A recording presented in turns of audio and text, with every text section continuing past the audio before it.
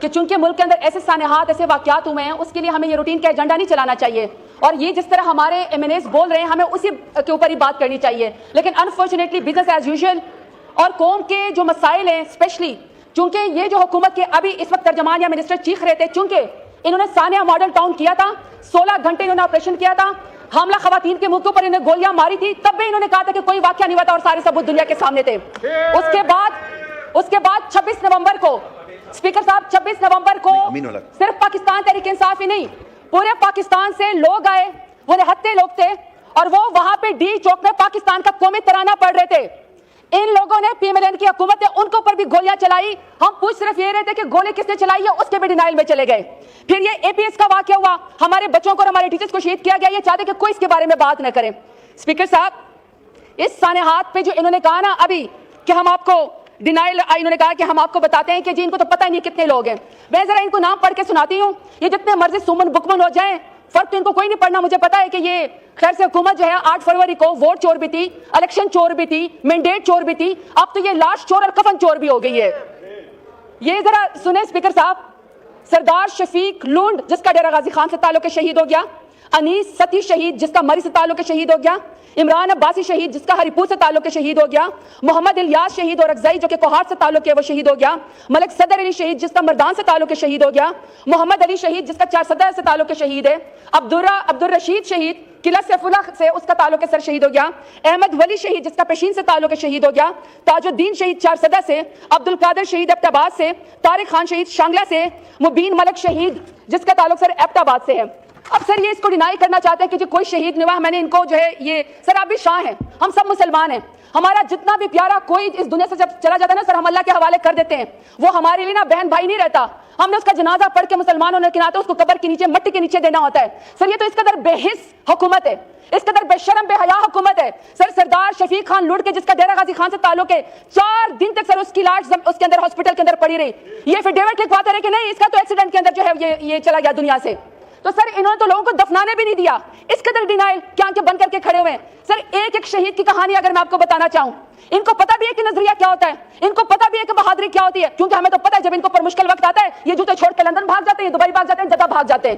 وہ تو سر میرا لیڈر ہے وہ تو سر میرا لیڈر ہے میرے کارکنان ہیں میرے ورکر ہیں جو سر یہاں پہ ذات پات کو چھوڑ کے سر نظریے کی خاطر ڈی چوک آئے تھے اور پھر سر ان کی بے حسی دیکھے ہر شخص نے سر پریس کانفرنس کی مذاق اڑانے کے لیے شہیدوں کو بھی سر انہوں نے شک کیا.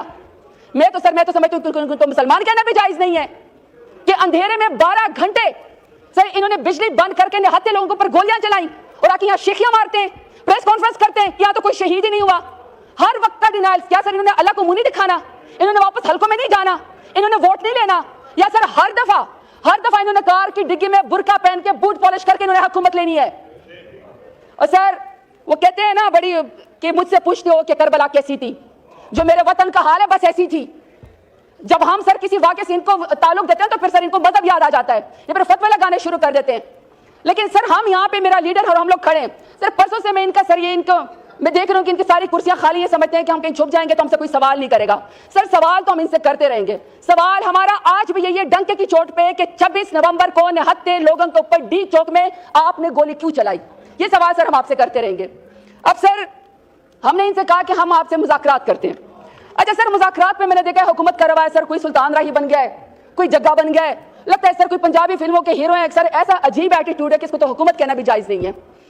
میرا لیڈر سر 500 دن سے بے گناہ اس وقت جیل کے اندر کال کوٹڑی میں اور سر میرا لیڈر جب کال کوٹڑی میں سر اس کو کسی سے ملنے نہیں دیتے ایکسرسائز کرنے نہیں دیتے ٹی وی دیکھنے نہیں دیتے اخبار نہیں دیتے سر اس کے بچوں سے اس کو بات نہیں کرنے دیتے آئسولیشن میں سولیٹری کنفائنمنٹ میں رکھا ہوا ہے. لیکن پھر بھی سر جب میرے لوگ میری پارٹی کے لوگ شہید ہوئے تو سر میرا لیڈر اتنا میچور ہے میرا لیڈر اتنا بہادر جدار ہے کہ سر اس نے تو اپنی ذاتی کوئی چیز بھی آپ سے نہیں مانگی.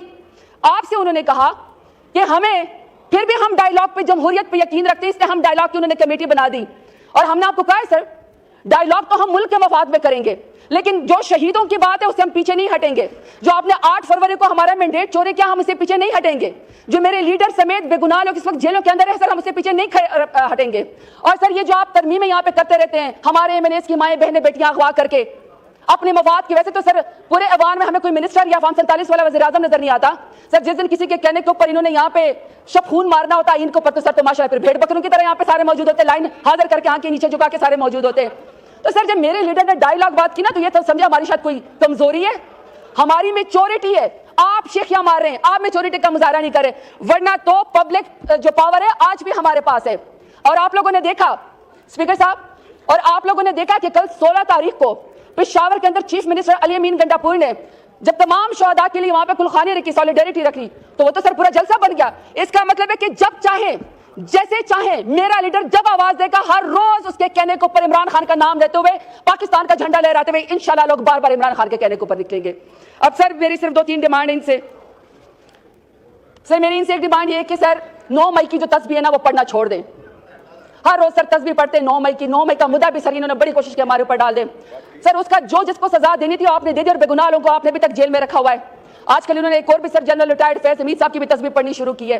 لیکن سر ہم ہر بار سرخرو ہو کے نکلیں گے. ایک تو سر یہ کہ 9 مئی کی جوڈیشل انکوائری ہمیں چاہیے.